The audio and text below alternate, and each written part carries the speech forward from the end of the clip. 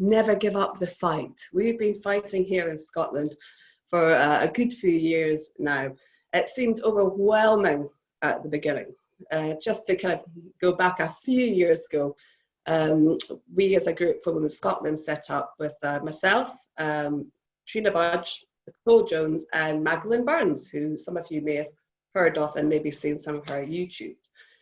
We got together and formed on the back of the GRA reform that was put forward in Scotland. This was snuck on us. We weren't expecting it. We were aware that there was things in the water.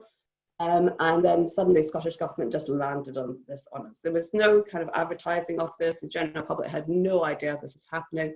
Women's groups, we weren't prepared for it at all. We've been kind of talking about it, maybe in different chat groups within ourselves, within orgs, and then suddenly this was landed on us. So we tried to organise, fight back, and but we really didn't have, we didn't have enough time, to be quite frank. But we kept going, and pushed back.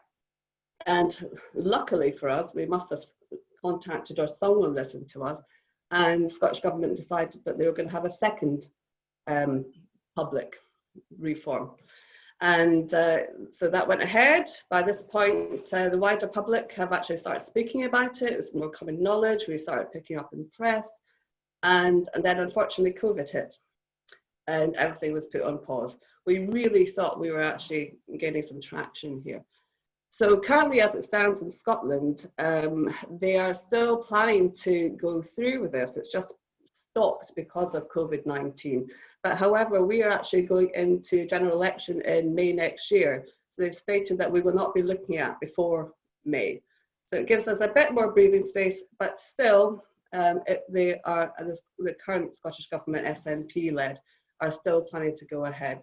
So that's very frustrating, to say the least. So, and meanwhile, all these policies that were put in place, expecting this legislation to be passed on GRA reform, are still being put through. So we have bills regarding the census. We managed to argue in Scotland that the initial question should be biological, and that's the one that's the first question that's asked. It's mandatory. It's like, which sex are you? No, male, female. The other side, we're trying to argue that there should be a third tick box. I wouldn't say quite other, but non-binary other.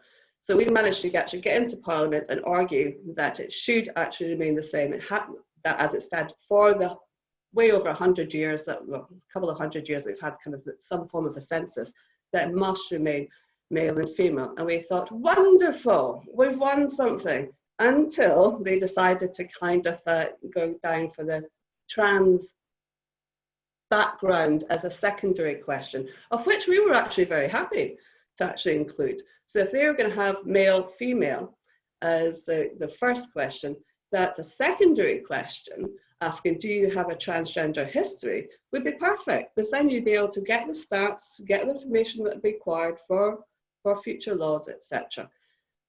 But no, so they were happy with that, but now they're actually going back to the male and female mandatory question, and actually state that the definitions of male and female.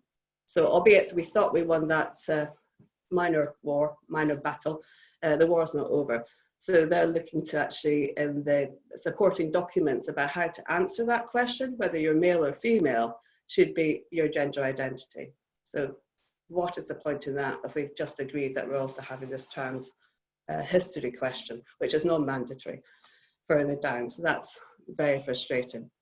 Currently, we're also in Scotland looking at a judicial review on the Gender Representation and Public Boards Act. This is where this bill was brought in a couple of years ago, where that we should have 50-50 split among the gender. We like to call it sex. So we'd have a 50-50 split between the two on the Boards Act. They just in May this year, they released their supporting guidance on this bill of where they changed the definition of women. So we are arguing this, that Scottish Government does not have the right. The Equality Act here in the UK is reserved to Westminster, of which Scottish Government did not have the right to actually change. So we're bringing a GER against Scottish Government. They were due to respond back to us yesterday. We sent a kind of pre-legislation letter asking them, they had 10 days, 2 weeks, to respond to us. Otherwise, we will be going forward with a GR. We did not hear anything back from them yesterday, so as it stands, we will be actually going forward with a judicial review, and you heard this first here. So we did not hear back from Scottish Government. So we will be fighting this all the way. Scottish Government does not have the right to change the terms of what a woman is. In the news today, we've been fighting the good fight about kind of the change of definition of women within the NHS. That's our National Health Service. They have introduced various different policies about how to kind of train, recruit, deal with transgender patients or gender just on self-ID. This has nothing to do with those that have had SRS. So we're having to fight that. Likewise, we're seeing policy capture across every single aspect within anything from a policy or legislation, across everything. Education, health, government, local councils, our third sector organisations, totally captured by this. In Scotland, as a matter of funding for our third sector orgs, you have to have a definition that you will actually support, or kind of, how is it? I'm not going to remember this correctly. It's if you're a women's organisation, you have to be LBT inclusive. And if you're a man's organisation, you have to be GBT inclusive. And you have to sign this off before you actually apply for any funding. It's a matter of your funding. So all our kind of women's orgs, and gender being the kind of largest one, that's the kind of professionally women's organisation. Feminist org within Scotland has to sign off on that too. And they themselves have been totally captured by trans women, are women, and are a proponent of self-ID themselves, which is very frustrating. So we meet with them on a fairly regular basis, but it's everywhere. Do you know what I mean? Even our rape crisis, our women's aid boards, they all have to sign off on this matter that they have to be trans inclusive as a matter of getting their funding. So yeah, however, do you mean we're getting there? We are seeing some success with our women's org, and we get multiple people every day asking to join, how they can help.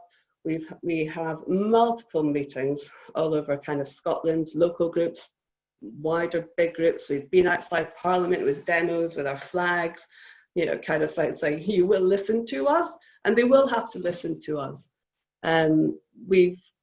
Yeah, I don't know, we just keep going, I think, and I would suggest to anyone that's actually out there listening, don't give up the fight. Look to see what the other side are doing. They work behind the shadows. They have their meetings behind closed doors. Do the same. Contact your politicians, your local councillors. Have these conversations. You don't necessarily have to have the wide public meetings. To go and actually chat to them, make them realise that this is about women's rights. It's not about kind of you're transphobic, you're a TERF, you're a bigot. You have the actual right to actually stand up and say, no, we are here and we are actually wanting our rights to be heard. And you will listen to us. And if you don't, at some point, you will pay for this in the polling booths. We will. We were where a lot of the previous speakers were talking about several years ago, with multiple demonstrations outside our meetings, police having to come, bomb threats, threats of violence to ourselves in particular, especially myself, when people know where I live, for example. But this is actually starting to wane now, we're seeing, because they've realised it's not a great look, shall we say, to have kind of a whole bunch of men standing outside kind of down this sort of thing. And all they're saying is a bunch of 200 women pottering into a hotel. And the police are going, I have no idea why we're here. And going, we don't know either. but they're the ones that are actually threatening and doing bomb threats to the hotel staff. But here you are. So this is where we were 2 years ago. Things are improving, especially in Scotland. We are being heard, albeit it's very slow sometimes, and it can feel like 3 steps forward, 2 steps back. But we are, and it's just being resilient and just keep having those conversations. And sometimes it can be really hard.